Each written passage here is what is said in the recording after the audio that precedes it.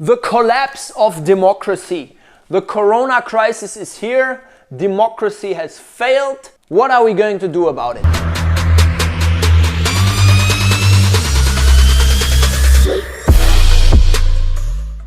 Now, obviously, things are not as easy as that, right? What's getting on my nerves, like seriously, that's getting on my nerves, man, is that people have this super one-sided view. Some people are like, okay, democracy has just failed. Like, it's not a valid concept anymore, and take it, put it into the trash can, and that's it.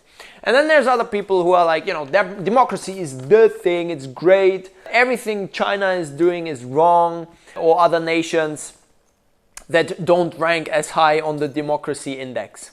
Now, first of all, what do we have? Let's get this one clear, okay? Many people are being like, China is communism, especially some Americans. I see them talking a lot about China being communism. China is not communism. China is authoritarian capitalism. Some practices here are as capitalist as it gets. For example, you have firms like Baidu.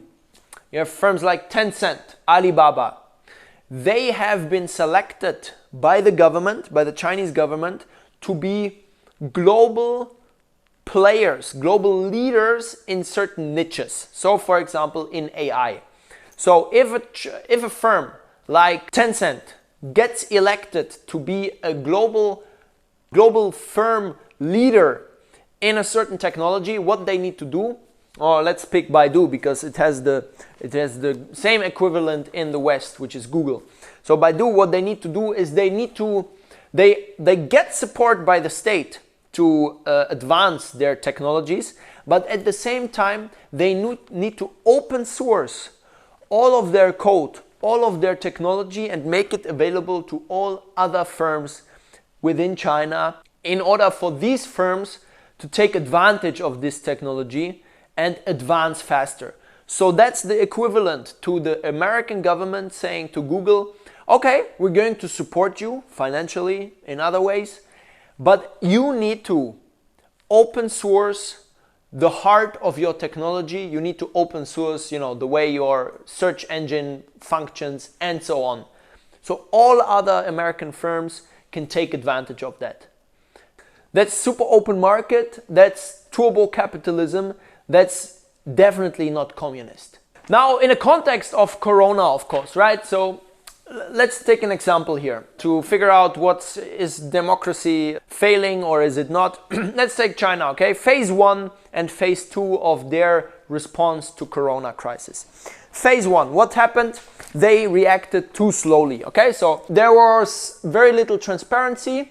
Their response was partly inadequate, and they were not dealing with it in the way that it was necessary. So the first couple of weeks, generally people would agree that it didn't went as it should have gone. Phase 2, on the other hand, was super fast, because in China you don't need to get approval from different parties, from different members of the Congress and so on.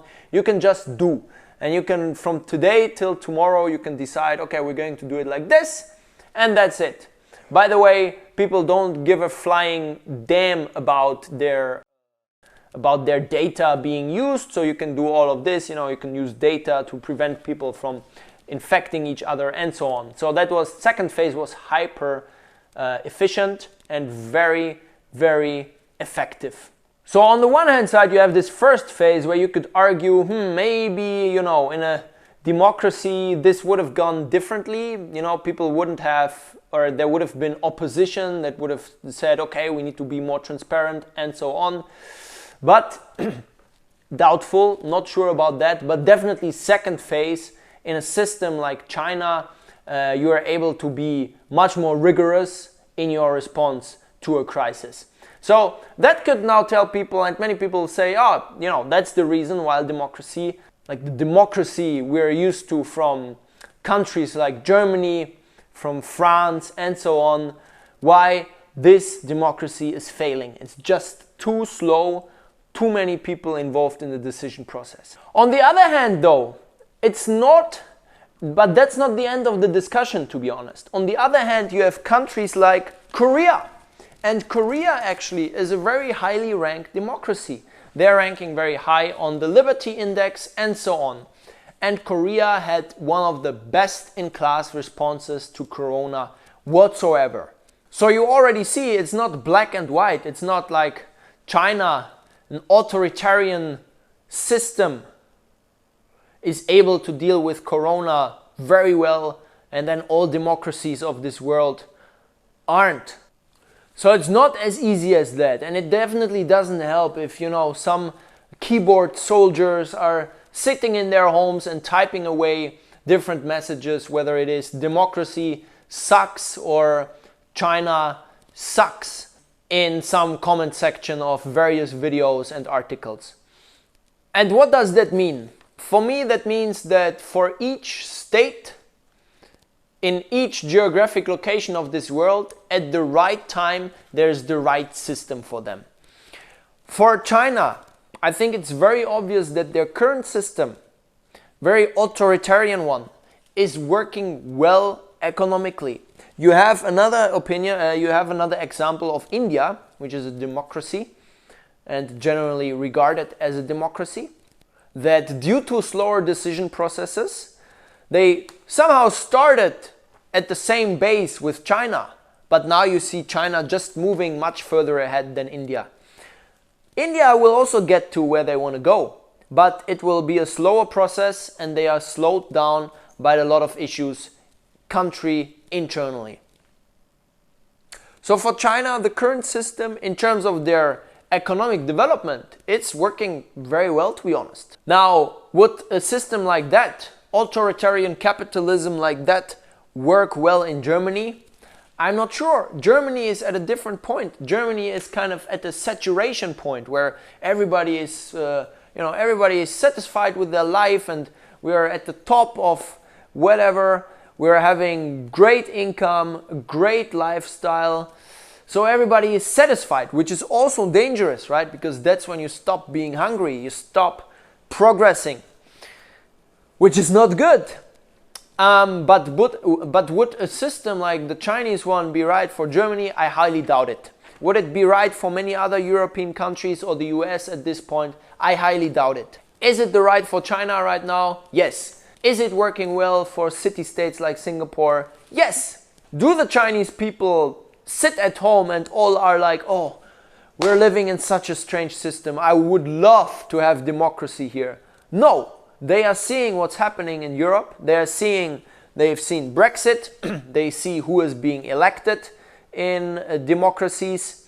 They are looking at a president of the United States who's sometimes, to be honest, even though, I'm not bashing Trump 100%. I see that some of the stuff he does economically makes sense.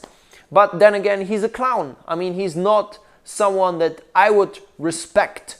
And Chinese people see it the same way. So they see this. They see the Brexit. They see the structural problems we have in Europe. They see the discussions we are having in Europe. And they think to themselves, oh boy, this democracy thing right now is not working all that well. Rightfully so, because we do have problems. There's a lot of problems waiting to be solved. So with all of that said, I don't want to take a one-sided view. I think for every time there's the right system for a nation. And I think China right now is definitely doing rather well with the choice they made.